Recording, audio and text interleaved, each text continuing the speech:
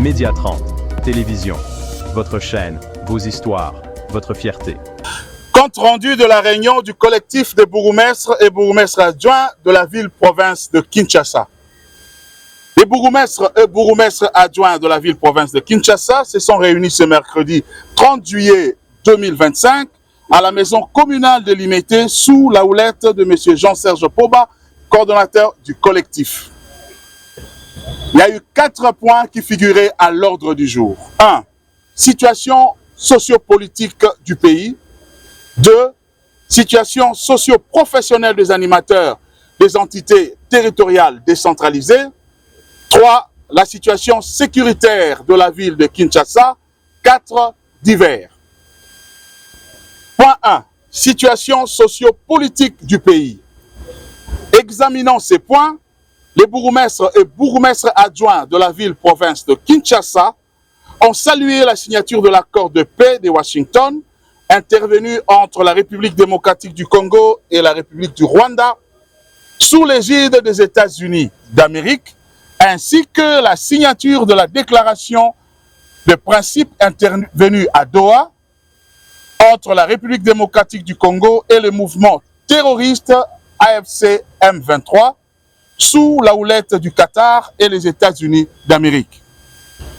Il félicite aussi le chef de l'État, son Excellence Félix Antoine Tshisekedi Tshilombo, pour ses efforts inlassables pour le rétablissement de la paix à l'est du pays et la restauration de l'intégrité territoriale de la République démocratique du Congo. Il s'engage à vulgariser ces précieux textes auprès de leurs populations respectives. S'agissant des orientations données par le président de la République lors de la 53e réunion du Conseil des ministres relative à l'assainissement de la ville-province de Kinshasa, les bourgmestres et bourgmestres adjoints ont favorablement accueilli cette initiative combien louable, à même de redorer le blason terni de Kinshasa. Cependant, les bourgmestres et bourgmestres adjoints tiennent à préciser que l'assainissement exige d'énormes moyens tant financiers que logistiques dont les entités territoriales décentralisées ne disposent pas. Les appuis financiers qui devraient émaner tant du pouvoir central que du pouvoir provincial n'arrivent presque pas, mettant ainsi en difficulté les animateurs de dites entités. C'est ainsi qu'ils ont salué la recommandation du président de la République, chef de l'État, de doter les entités des moyens financiers et logistiques conséquents pour rendre salubre la ville de Kinshasa. Ils promettent de mouiller le maillot et de donner le meilleur d'eux-mêmes pour rencontrer cette préoccupation exprimée par le premier citoyen de la République. Point 2. Situation socio-professionnelle des animateurs des entités territoriales décentralisées. Abordons ce point. Les bourgmestres et bourgmestres adjoints de la ville-province de Kinshasa rappellent que depuis leur nomination jusqu'à ce jour, ils n'ont jamais bénéficié ni des frais d'installation, ni émoluments, ni primes, ni frais de fonctionnement.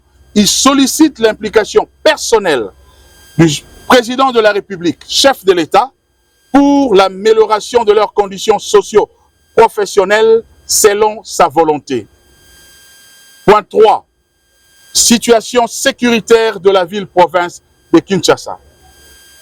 À ce qui concerne ce point, les bourgmestres et bourgmestres adjoints de la ville-province de Kinshasa ont examiné la situation sécuritaire qui prévaut actuellement dans la ville de Kinshasa et ils sont déterminés à continuer à combattre cette insécurité par l'application rigoureuse du décret numéro 22/44 du 6 décembre 2022 portant création, organisation et fonctionnement des comités provinciaux et locaux de sécurité et ses mesures d'application.